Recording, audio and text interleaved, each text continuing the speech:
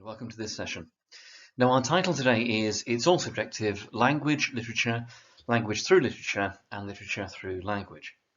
Now, I'm Mr. Craven, Senior Director of English for NET, and today we're going to be unpacking and exploring English as a subject. Now, the key aim of the session is to give you a sense of what English is and how it works in terms of the various skills and content areas involved in understanding, studying, and teaching the subject. However, we'll also touch on how the two subjects, English language and English literature, relate to each other and what makes each one distinct, and we'll look at some of the key difficulties and challenges involved in understanding and teaching English as a subject discipline. It's ambitious, obviously, and we do have a lot to get through.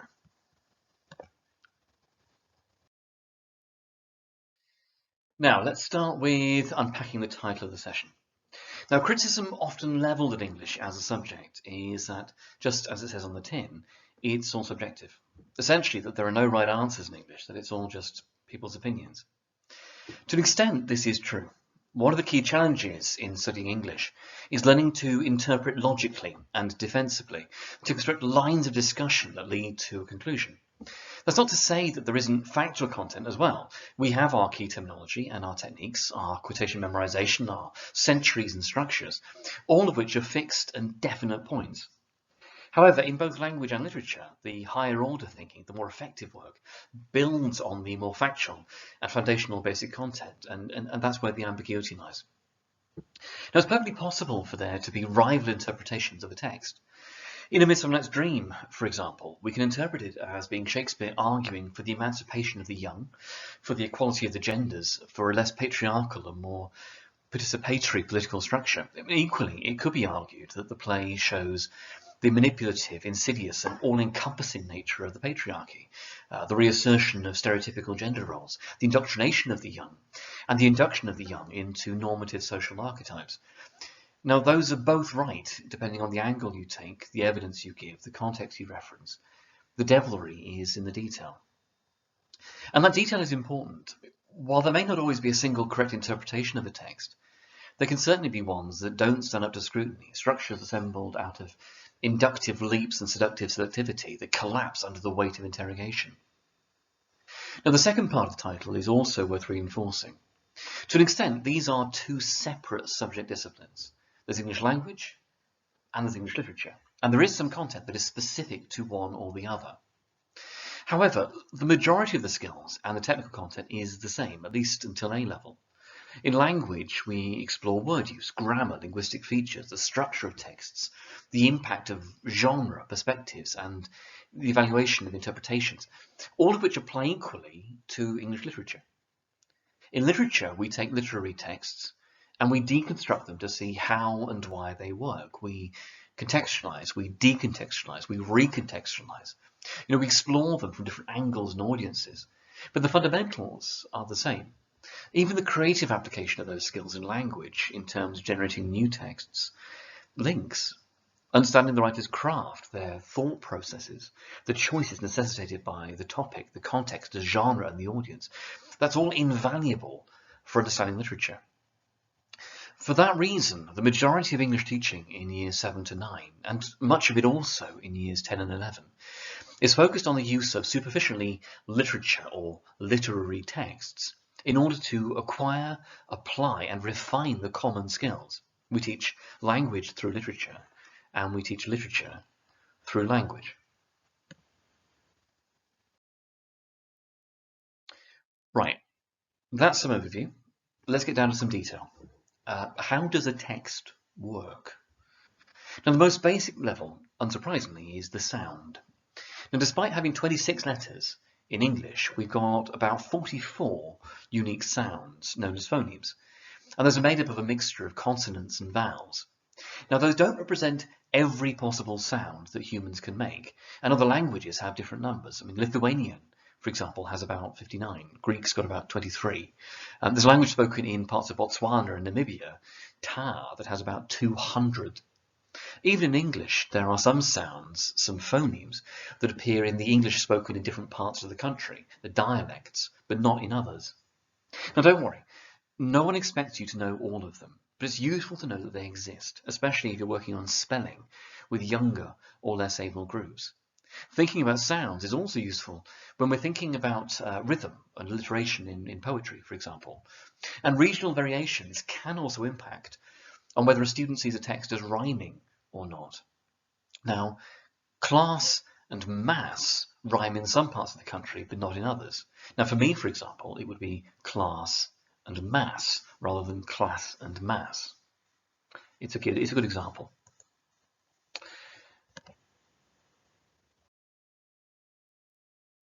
Now, when we write, we use letters, graphemes, if we're being technical, and those represent sounds. Unsurprisingly, with fewer letters than there are sounds, we're reliant on some letters representing more than one sound, and on using combinations of letters to represent others. Now, English spelling is particularly complicated because we've got influences from so many other languages. Because of our cultural history, we've got words from Latin, French, German, Greek, Celtic, Dutch, Spanish, Italian, Norse, Hebrew, Yiddish, Arabic, Persian, Hindi. The list goes on. Now, tracing it all back properly means looking back through cultural exchange, invasions, conquests, settlement, trade, art, exploration. Far too much to go through here. Suffice to say that we've borrowed spelling influences from other languages, but we've also had to use our own spelling system, our alphabet, to represent sounds and words in languages that don't share that alphabet. It's all a bit complicated. And it means that what we'd love to be rules aren't really rules at all. They don't actually apply to every instance, at least some of them. Now, you'll know, obviously, that we teach children that certain sounds are made by certain letters. So an O, an O, makes an O sound, we explain to children, as in orange or otter. But that's ignoring the fact that it doesn't make that sound in hotel or two, colour, lemon, wolf or women. Now, if you think about that from a child's point of view, spelling is more complicated than we often like to admit, and we need to engage with and be aware of the complexity of spelling from a learner's point of view. Now, is the spelling mistake, for example, that they're making, is it simply wrong, and therefore indicating a wider problem of understanding or a deeper-seated auditory issue? Or is the mistake they're making wrong but logical in relation to other ways of spelling a sound, or based on visual recall, on something they've seen? Now, this also links to the importance of pronunciation. Where pronunciation gives a clue as to spelling, it's vital that care is taken. If students hear, for example, the word butter repeatedly, no one should be surprised if they try and spell butter without the double T in the middle. If we as teachers blur the pronunciations of, say, being and been, it's no surprise that students try to spell the two interchangeably. Now, there are some sounds and letters that have particular associations. Sn is often linked, for example, to things to do with the nose. Snot, snuffle, sneeze, snout, snuff, sneer, and so on. Some consonants are often seen as negative. K, P, T. Others are seen as more positive. M, N, S. However, there are exceptions. If you think, for example, about negative words, they often use negative or aggressive sounds. Swear words are prime examples. And you'll find that many students have a particular aversion to a word due to the sound of the word. Moist, for example, is one that a lot of students can't stand. When we're reading words, we begin with using letters and combinations of letters as indicators as to the sounds of the word and as a prompt for how to pronounce them and, therefore, in order to decipher what the word is. However, that pronunciation is also useful as steerage sometimes in terms of the meaning of and associations with the word.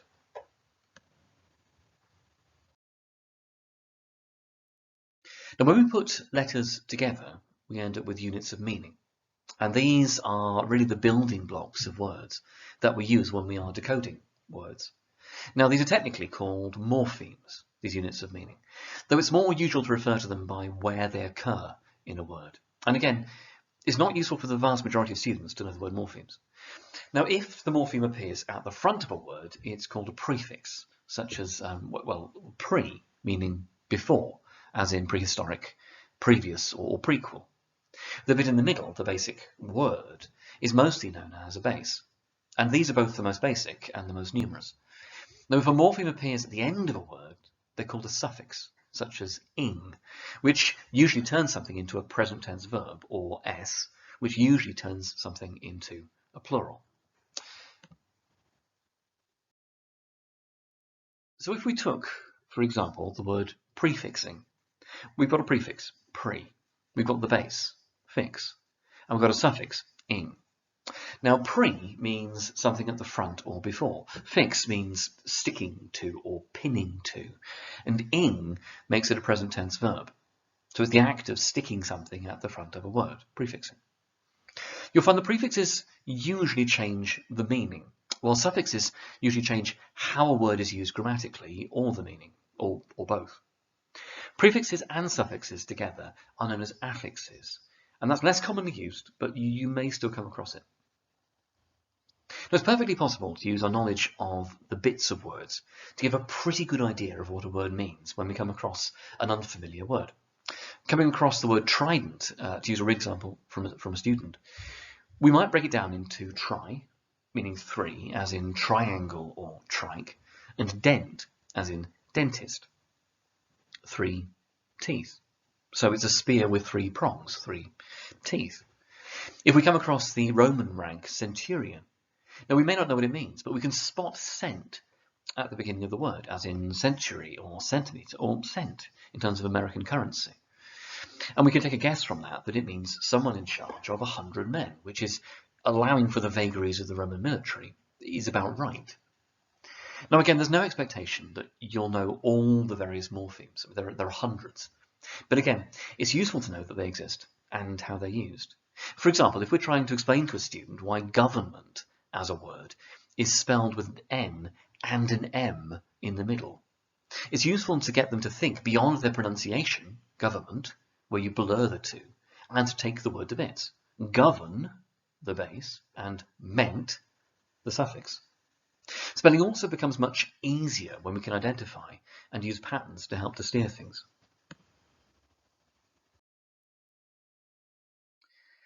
Now, with our morphemes combined, we have vocabulary, we have words. And working with words is very much our basic fare in English. It's what we do. Now, while we teach the basic skills of decoding letters, sounds, and morphemes, those are often most important for young children who are relatively new to reading, or for deciphering unfamiliar words. The majority of reading beyond a fairly basic level of competency involves recognizing the shapes of whole words with which we're already familiar. And that's why we can still recognize, for example, Tesso as Tesco or unfamiliar as unfamiliar. We mentally fill in the blank and we recognize the word. There are over 1 million words in total in English, though only about 170,000 are currently used, if we go by the Oxford English Dictionary, which is reliably a good source for anything vocabulary based. An average adult passively knows about 40,000 words, but uses probably between 20,000 and 30,000. Aged 8, most children passively know about 10,000 words, though again they won't actively use that many. Obviously these are averages. At 7, as an age, there's a gap of about 4,000 words between the top and the bottom quartiles, and a significant amount of that is about language input at home. Children from backgrounds where their parents are low achieving or socioeconomically deprived are hearing tens of millions of words fewer than their peers over the course of their childhood, and they are therefore overwhelmingly more likely to be arriving at school with a much weaker vocabulary than those peers. It's therefore vital that we help them to catch up for both their educational achievement and for their life chances. And it's why we obsess in English over opportunities for reading, for writing, for oracy. Now, a key reason for this is to do with meaning. There aren't many words in English that mean exactly the same. Almost always, there's a slight or a subtle difference between apparently similar words, even between words that are, in theory, synonyms. And a basic rule of thumb is that, as with nature, language abhors both a vacuum and redundancy. This means that words are created for things that are nameless, but that also we don't often have a wasteful situation where two words have identical functions and meanings. When that's occurred historically, almost always one word gets dropped or it changes its meaning. Now, for an example of this, let's go to the Norman invasion. The Anglo-Saxon descended population already had the perfectly serviceable word sheep. The Normans arrived with the word mouton. One came to mean the animal, the other came to mean the meat produced by the animal. Redundancy issue solved. Now, how does this link to students and disadvantage? Well, let's take good, for example, as an adjective. A student using the word good to describe everything. The food is good, school was good, I feel good, my sleep was good. That student is less able to offer the clarity and the subtlety of meaning that can be achieved by a student who can tell us that the food was delicious, that school was inspiring, that they're feeling invigorated, that their sleep was peaceful. A wider vocabulary allows and promotes clearer expression, more effective interaction, and more developed and more complex thought. And that's in addition to the more basic benefit of allowing students to engage with and to understand a wider range of texts, conversations, and so on.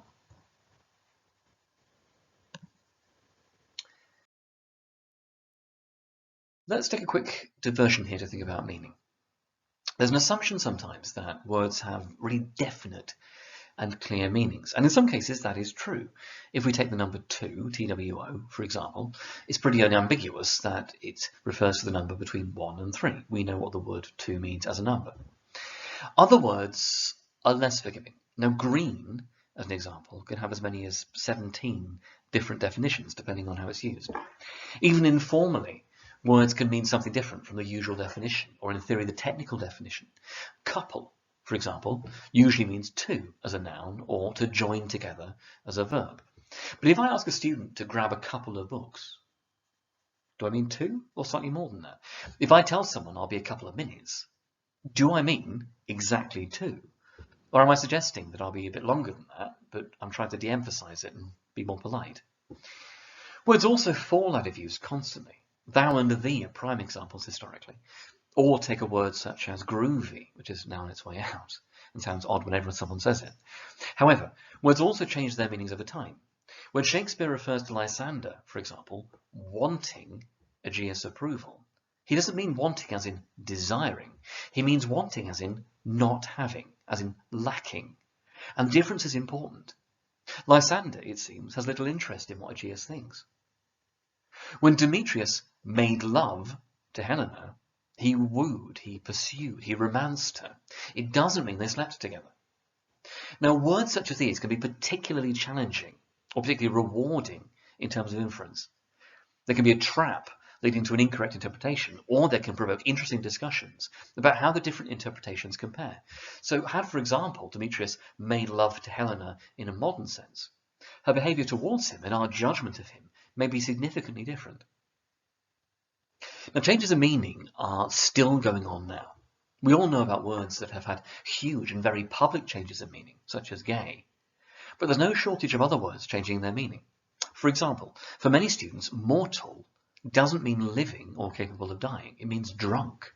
For others, ignorant means rude or unpleasant, rather than simply not knowing. These definitions aren't necessarily wrong, but they can be locally or generationally specific, and therefore limited and limiting. And students need to know that, so that they're expressing themselves clearly for audiences beyond their sometimes quite limited experience. Now, one key and quite interesting current example is the word literally, which means that the meaning is precisely what's being said. Literally. If a car literally exploded, it blew up. However, it's increasingly used to mean the exact opposite, to mean figuratively. I literally died, an embarrassed student commented a few weeks ago. I could literally sleep for a week. Now, in those, the word literally, in fact, means figuratively, not literally. So it's a word that's being used to mean the exact opposite of what it literally means. Meanings change. Now, for some words, their etymology, which is where they come from, can impact on their meaning. Giving you gyp, for example, becomes problematic if we know that gyp comes from gypsy. And any student with any kind of traveller heritage is suddenly very sensitive to that, as we all should be. Hysterical can be seen as very, very sexist if we know that hyster comes from the Greek for womb, and that the word used to be used to refer to women becoming mentally unstable due to their womb moving around. Greek understanding of biology. Etymology can also cause confusion when a word such as, say, decimate is used to mean wiping out a lot of something, or when a student asks why December is the 12th month. And for the majority of words, it's not just their literal meaning that we need to take into account. As mentioned previously, we have no shortage of words that, in theory, mean the same or very close to the same, synonyms. However, there are almost always, as I've already said, subtle differences, nuances, in terms of the meaning and in the associations of the word, the connotations. For example, beautiful, handsome, and pretty are, in theory, synonyms. If you look at beautiful in a thesaurus, you would find handsome and pretty there alongside it. However, handsome has connotations for most people of masculinity, although it didn't always, change in action. And beautiful and pretty convey very different meanings when applied to, say, a great work of art or a person. Now, when we use words, we don't just look at their literal, their superficial meaning. We also have to read between the lines. We look at deeper meanings, associated meanings. We interpret, we identify connotations, we infer. And a lot of those connotations are created by where a word is placed, both in terms of its physical or textual context, and in terms of the phrase or sentence in which it appears. Obviously, words are linked together into longer sections of text, with the sentence being the basic unit from that point of view. There are different kinds of sentence you'll come across, with the most basic being simple, that's a one-clause sentence. There's complex, which is more than one clause, with one being subordinate. And there's compound, which is a sentence with more than one main clause. We'll cover more of that in a later session, don't worry. As ever, there are rules governing how we put words together. One of the key ways of classifying words by their word class, whether they are nouns, verbs, adjectives, adverbs, pronouns, and so on, is all about how that word can be used in relation to other words around it. Basically, what does the word do? Now, happy, for example, is an adjective, which means it can be placed before a noun, the happy dog, or at the end of the sentence after the noun, the dog is happy. Anywhere else, it just sounds odd. The dog happy. Happy is the dog. Or it changes the meaning. Is the dog happy? Some words can be more than one word class depending on how they're used. Love, for example, can be a noun. Won thy love, Theseus says in A Midsummer's Dream. You have her father's love, Lysander comments in the same play. But love can also be a verb. Demetrius loves your fair. He loves me still. And in some cases, whether a word is a noun, say, or a verb, can actually change the meaning.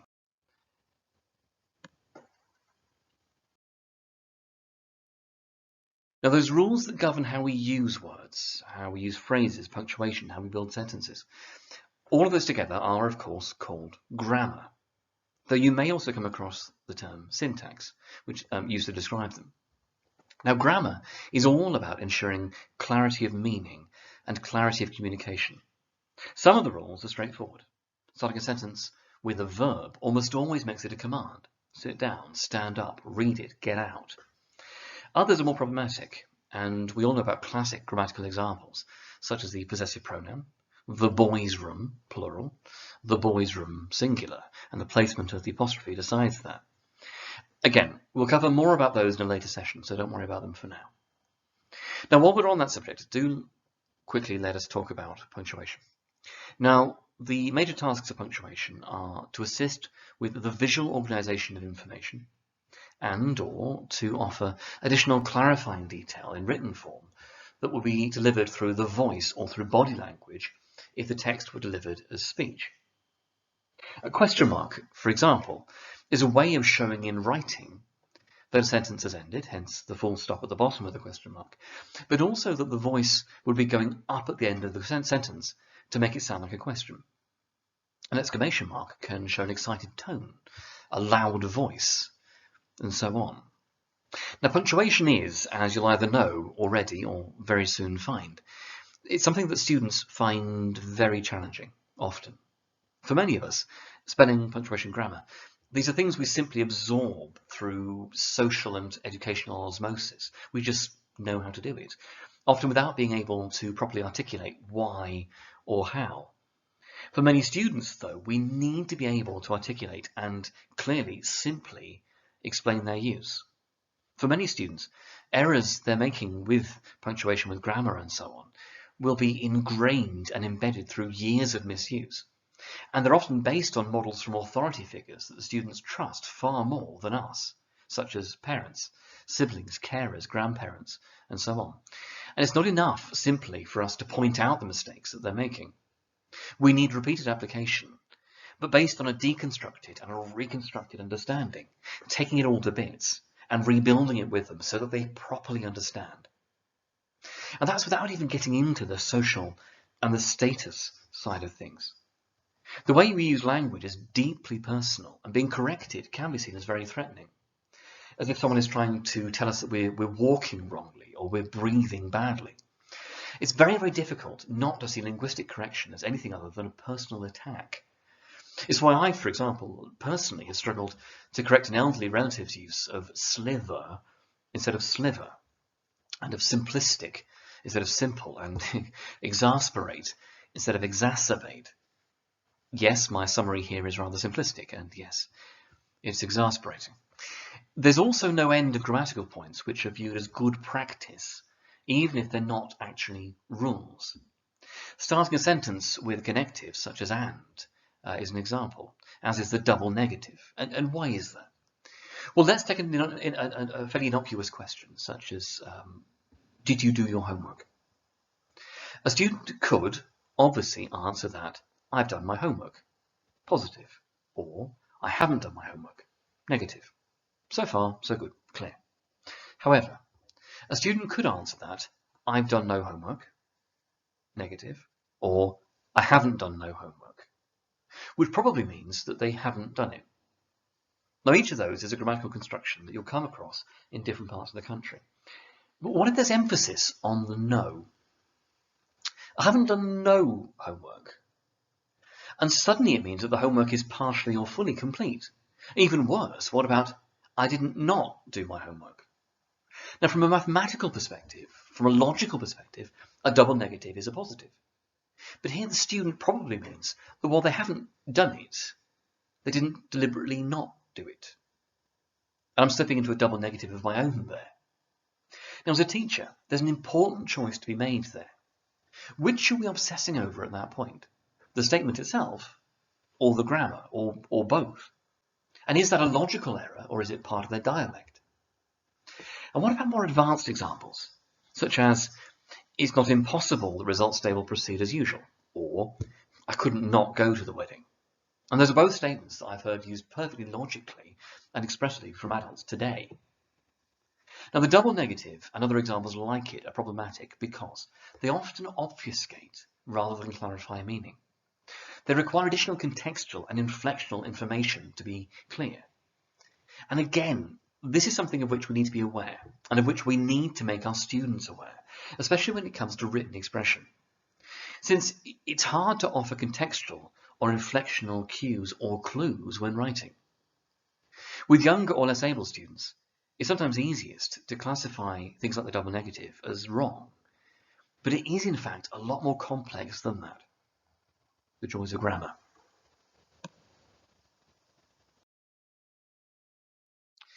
It's worth at this point dipping a toe into the murky water of linguistic features, and I realise the irony of my use of a metaphor at that point. So, we have a text. We have sounds that relate to letters, that we assemble into units of meaning and that we read as words. We have those words assembled into groups in order to express ideas. But it isn't as simple as that. After all, when Aegeus tells Theseus that Lysander has filched my daughter's heart, he doesn't literally mean that Lysander has physically stolen Hermia's heart. Hermia isn't lying dead on the floor with a gaping hole in her chest, while Lysander stands there awkwardly holding the drippily offending article. Aegeus means it non-literally, that Lysander has, through underhand means, filched, managed to persuade Hermia to fall in love with him. Heart. In Arms and the Boy, Owen doesn't literally mean that the steel wants to drink blood. Steel, after all, isn't alive and isn't known for its vampiric tendencies. What both Shakespeare and Owen are trying to do is to offer a way of seeing a thing through using language figuratively, non-literally. Now, a huge amount of our language, whether written or spoken, relies on using features such as metaphors, similes, irony, exaggeration, rhetorical questions, and so on. When a student warns their friend that the teacher is going to eat them alive, when we describe an encounter as brutal or a piece of work as beautiful, when we say a student struggles with something, when we could eat a horse or sleep for a week, when my head's killing me or a room's boiling, when a meeting goes on forever, when someone attractive is hot or we're left in the dark, we're almost always using words, phrases, or sentences that are superficially clear and meaningful, but we're using them to mean something else. Often, usually, these help to convey something more clearly, but they also leave us open to unintentional ambiguity.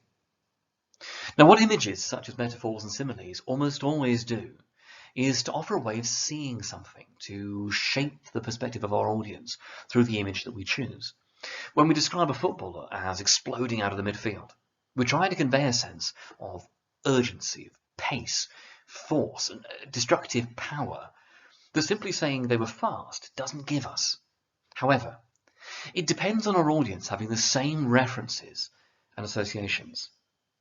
That footballer exploding out of the midfield, for example, would be viewed very differently by, say, a demolitions expert and a child who's terrified of fireworks. Of course, there are other features doing different things. Some features focus on sounds. There's alliteration, sibilance, rhyme, rhythm. Other features are structural, repetition, triplets. Some cross into more than one category. There's juxtaposition, there's oxymoron. Now, all of these features are used to have specific effects in the text in which they occur. And it's important that students are able to identify them, to understand what they're doing, and also to deploy them themselves. And again, we will return to this in a later session.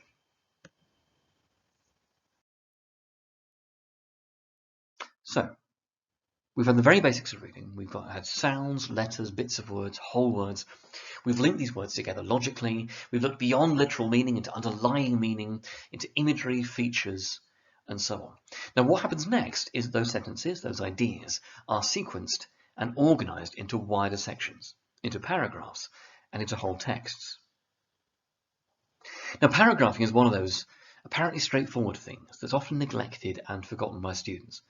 But use of paragraphs has also been variable throughout the history of literature and language, from the Greeks onwards. In poetry and in Shakespearean drama, we don't see paragraphs. We see stanzas. We see speeches, not paragraphs. If we look at later writers, such as, say, Dickens, we see paragraphs being used, but they're often enormous, ungainly things, very different from the much more lean, hungrier creatures that we see now, the current modern version. A paragraph is, of course, and in theory, a section of text dealing with a single topic, idea, or point. And the main reasons for beginning a new paragraph are when there's a new time, place, topic, or perspective. Tip-top, if you're looking for a quick way to remember that. Now, paragraphs can be single sentence, or they can be multiple sentences. They can be long or short, and they can be used for effect.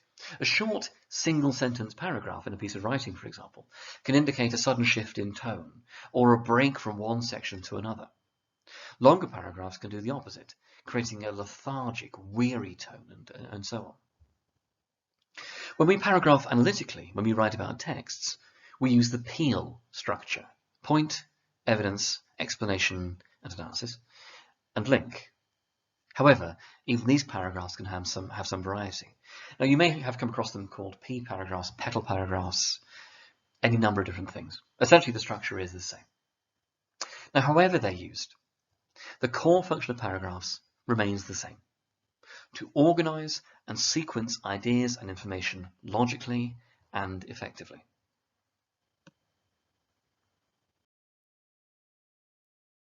Now, whole texts also have structures, and these are worth being aware of.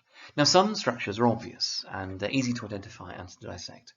A Shakespeare play, for example, is divided into acts, 5, and into scenes within those acts, usually 3 to 5, although Act 3 of Antony and Cleopatra goes up to 13, I think. In a Shakespeare play, we can even predict what will happen act by act, with the climax happening in Act 3, for example, and the resolution in Act 5. However, there are, unsurprisingly, different ways of structuring and sequencing texts. Many texts are sequenced chronologically, in the order in which things happen. Many are narratively structured, they follow the story. In a narrative, we often or usually find a key setting and a character introduced at the beginning, along with a hook, something to grab our attention, something cryptic. But there are always exceptions. And it can be difficult, but quite often the most seminal works, the greatest texts, are those that actually play with the conventions, that break the rules. Although obviously to bend, to break, to play with, or to reinvent the rules, first of all you need to know them. Other text types, other genres work very differently. Non-fiction texts, for example, might follow through chronologically if they're a biography, an autobiography, or a recount. Or they might begin with a summary or an overview if they're informative. Or they might even open with something shocking, puzzling, or interesting if they're persuasive. Now, genres are, obviously, and to a large extent, imposed on texts, though you do find writers consciously writing within particular genres. That said, they're important for a number of reasons. Firstly, genres are a shortcut for our expectations. If I decide to watch, for example, a horror movie, I expect to be scared. In a comedy, I expect to be amused. These expectations, they can be played with, and we often enjoy it when they are. But we also like the safe foundation of clear categorization underneath all that. Secondly, genres are also a way of understanding a text. If a speech begins with a shocking statistic, I can be reasonably certain that the speaker is about to attempt to persuade me of something, and I can respond accordingly. I can be ready for their attempt. Thirdly, genres can offer a framework for creating or interpreting a text. If I want to write a piece of, say, descriptive travel writing, I know there's a set of expectations, assumptions, and even techniques that I can include. It's not to say that we can't move beyond that, but it's a starting point. It's a framework within which to work. The reverse is also true. With a text of a particular genre, I also have a safe, secure, reliable, familiar set of observations, interpretations, and features that I can expect to find and that I can be confident in discussing.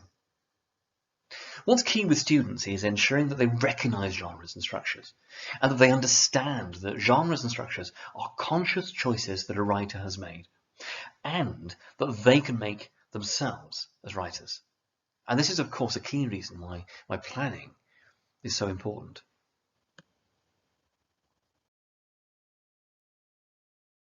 Of course, different text types are presented from different points of view. I remember being taught in physics many years ago when I was at school, for example, that when you wrote up an experiment, it involved completely depersonalizing what was happening. So the substance was placed in the test tube. The gas burned with an orangey-red flame. To quote my teacher at the time, it's not about you. Now that kind of impersonal, depersonalized style is common for many, but by no means all, non-fiction texts. It lends itself to seeming factual, informative, logical, whether or not that is actually the case. Now, perspective, tone, and style are not the same thing, but they are linked. With that science experiment, that detached, impersonal perspective that gives it a factual, informative style and a dry, unemotional tone. They go together. Now, persuasive narrative and descriptive texts often present a more personal voice, though informative non-fiction texts can also do this, as anyone who's read, say, Akala's deeply personal Natives, or, say, John Howard Griffin's Black Like Me, if you've read those, you would agree. Now, the two most basic perspectives are, of course, first and third person. Basically, that means whether a text is written as I, me, we, first person, or as he, she, they, third person. However, perspective also means referring to the point of view the text has been written from.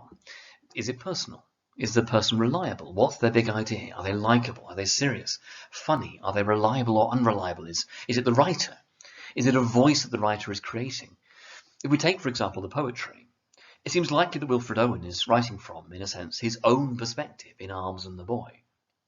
But Ted Hughes, in contrast, is creating a fictional perspective in Hawk Roosting. Hughes wasn't a hawk. However, that's not to suggest that Owen's presented perspective is factual and accurate. As with any other text, Every word, every structural choice has been or could have been chosen to present a certain view to the reader. Every perspective is a construct. It's a construction of the writer, however factual it may seem. Now, we don't have to believe or even to agree with the perspective. Some writers even go further in offering perspectives, narrators, and so on, with which we are intended to be dramatically distanced, separated from, such as in, say, Nabokov's Lolita, in Bret Easton Ellis's American Psycho, or, yes, in Ted Hughes's Hawk Roosting. He wants us to be distanced from that point of view.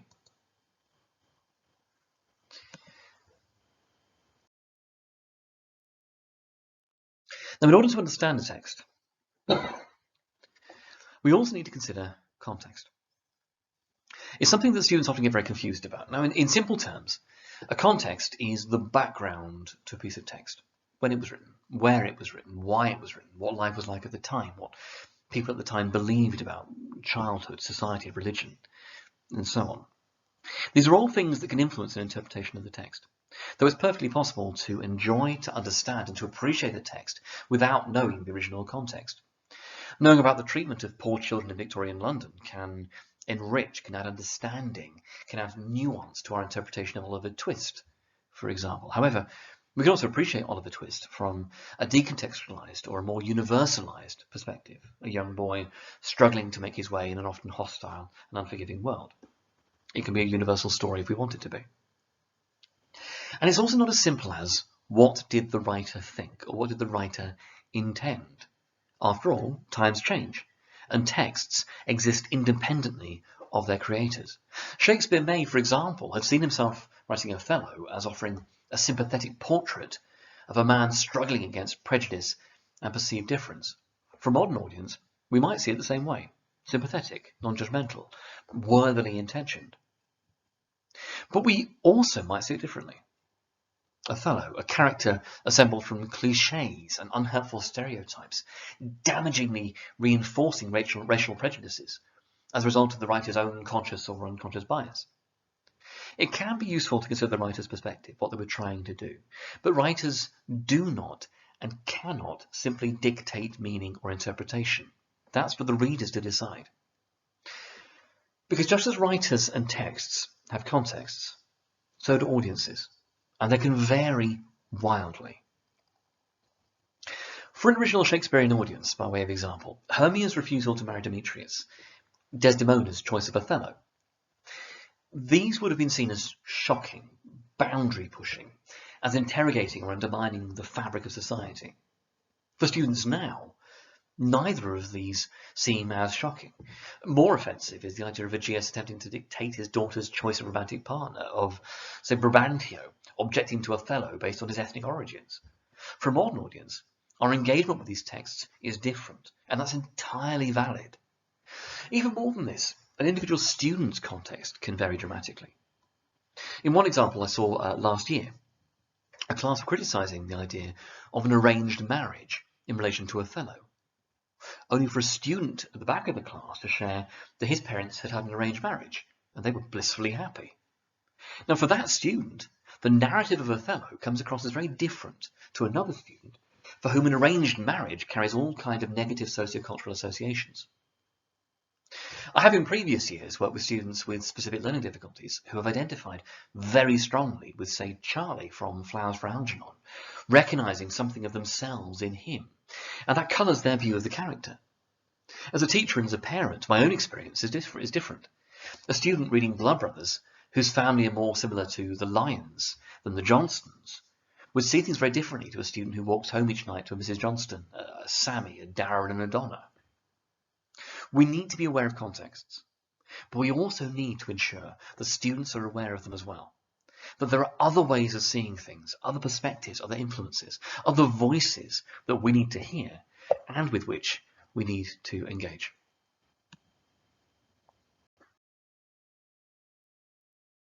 Now, to draw all this together, the simple version is that when we work with texts in English, all of those factors come into play: sounds and letters, affixation, words, meanings, associations, sentences, language features, paragraphs, genres, perspectives, tones, style, contexts, interpretations.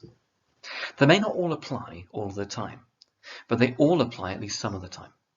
These are all in the reading toolkit that readers apply with any text they're approaching, whether the text is supposedly language or supposedly literature. And what we're doing through English, whether studying a 19th century poem, analysing a 21st century news article, or constructing a letter to a local councillor, is building up skills on all those levels for students, and building up familiarities and routines that will help them to develop their own understanding and their independence as they move through their school lives and beyond.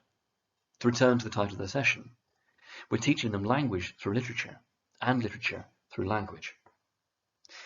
All of these topics will be covered in more detail in future sessions, but hopefully that's offered some insight into how texts work, and to return again to the title of the session, what we mean by language through literature and literature through language.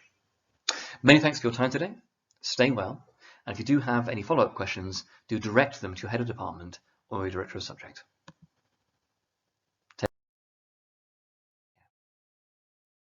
Goodbye.